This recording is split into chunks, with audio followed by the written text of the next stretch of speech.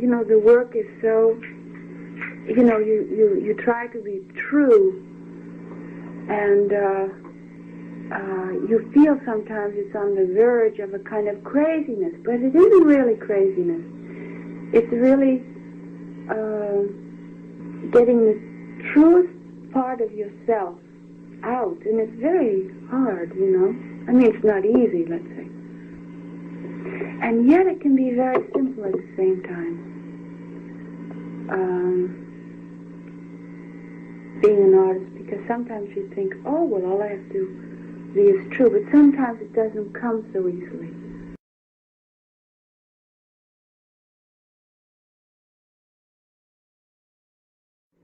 But I do want to be wonderful, Yeah. When I walked out of 20th Century Fox and I went to New York and I stayed for I don't know how many months, 15 months, 13 months, I don't know how many months.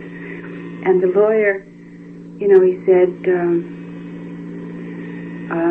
he was telling me about my tax deductions, my I don't know what, and about, the lawyer for 20th Century Fox. And I said, I don't know about that.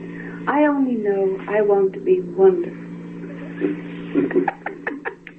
Because you say that to a corporation lawyer, he thinks you're mad.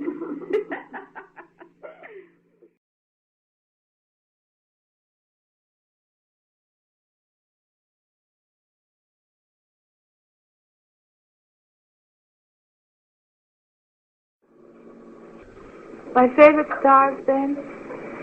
Oh, I liked anybody who was good. Sometimes they'd be good, sometimes they wouldn't, depend. Oh, well, that was when I was very small. That's when I was 7 years old. When I was 7 years old, my favorite was Jean Harlow. And the reason why she was my favorite, because she had white hair, and I had white hair. And they used to call me towhead. I don't know how you'd say it in French, but it was white hair instead. And I dreamed of having golden hair, but instead mine was white. And so when she had white hair, I felt sort of close to her, because she had white hair, I had white hair.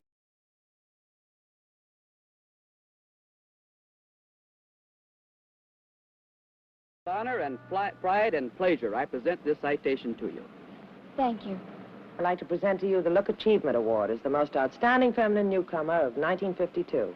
Thank you, Lauren. And as Best Young Box Office Personality, Miss Marilyn Monroe. Thank you, Mr. Nichols. The glamorous bombshell of the currently showing CinemaScope production, How to Marry a Millionaire, and who soon will be seen in River of No Return, another CinemaScope triumph, is overwhelmed by her designation. Marilyn Monroe, it gives me the greatest pleasure to present the famous Photoplay magazine Gold Medal Award as the selection of all of the moviegoers of America who have voted you the most popular actress of the year. My congratulations. Thank you, Mr. Samus. I want to thank the editors of Photoplay magazine and all of the public. I thank you very much. Sure. It's a great thrill, and I'm very appreciative to everyone who's made this possible. Oh, Johnny Ray. Ah! Why, ladies and gentlemen. Okay, Marilyn.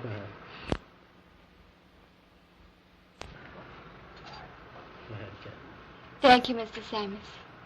It's a great thrill, and I'm very appreciative to all who's... Let's start again. Thank you, Mr. Samus. Again. Quiet. Thank you, Mr. Samus. It's a great thrill, and I'm very appreciative to all who have made this possible.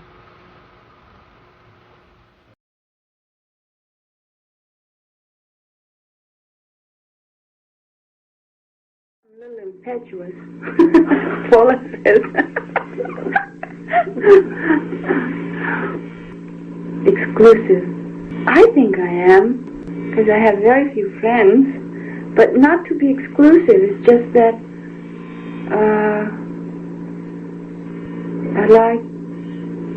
I like people, but for friends, I like few people. A few people, I guess you call it.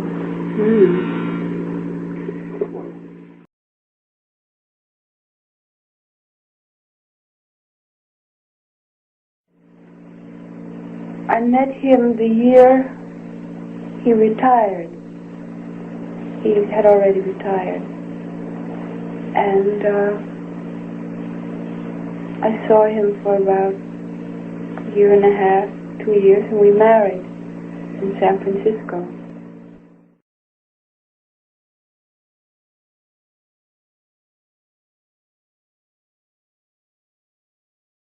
Oh, by the way, I slept in a room with 27 beds because they say some other number. I know when I read it. Because you had to work your way to the honor bed.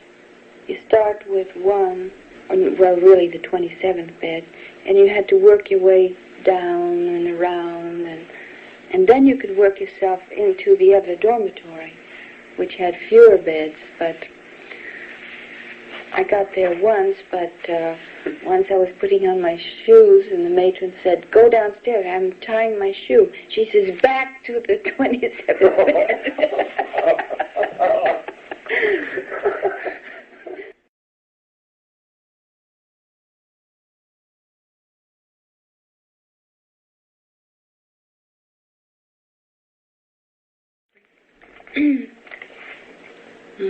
First time was at the orphanage, and then later in my teens I stuttered, and I was they elected me secretary of the English class.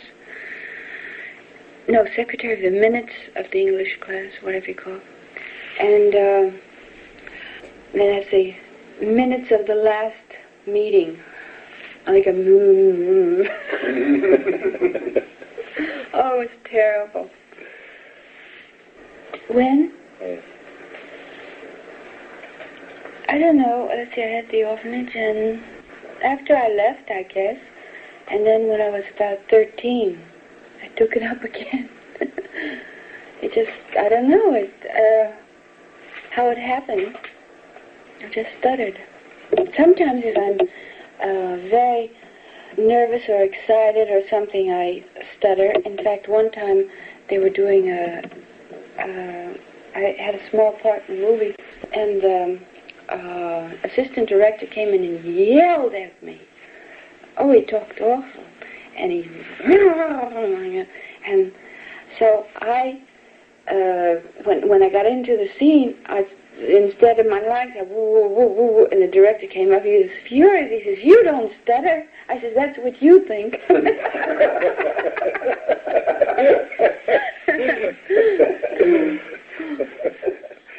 Oh, it's painful. Oh, God. I think an artist,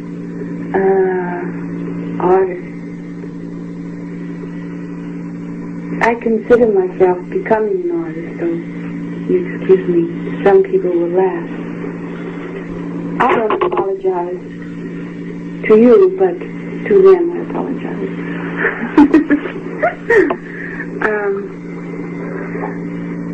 Sometimes, the work is so, you try to be true, and you feel sometimes it's on the verge of a kind of craziness, but it isn't really craziness.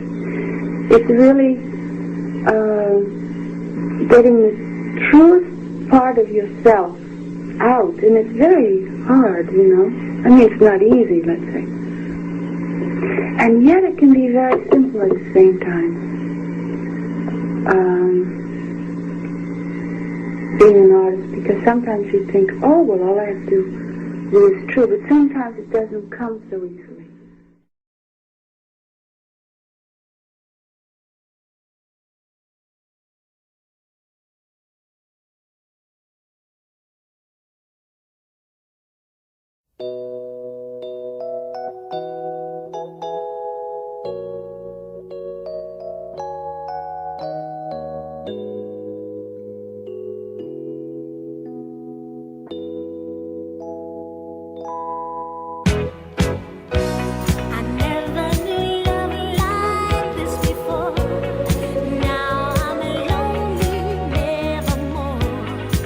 Since you